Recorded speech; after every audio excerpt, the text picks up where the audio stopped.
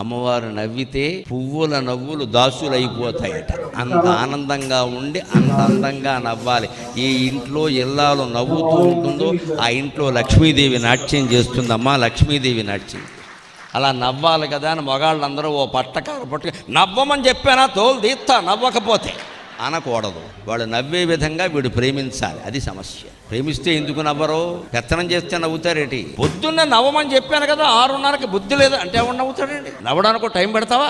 ఆవిడ ఎప్పుడు నవ్వుతూ ఉండేలా చూడరాదా? స్త్రీలు అల్ప సంతోషులమ్మ. ₹1 ఇవ్వడం ముఖ్యం కాదండి, వాళ్ళు ముందు కట్టుకున్న చీరను మెచ్చుకోవడం చాలా ముఖ్యం. అది చేసి చూడండి, అనుభవమే చెబుతున్నా. మీరు 10,000 పెట్టి చీర కొనక్కల్లా, వాళ్ళు ఏదో కట్టుకున్నారు కదా, కట్టుకో అద్దరిందయ్యా అనని, ఇంకేం అక్కలేదు. ఎంత నవ్వుతారో వెంటనే.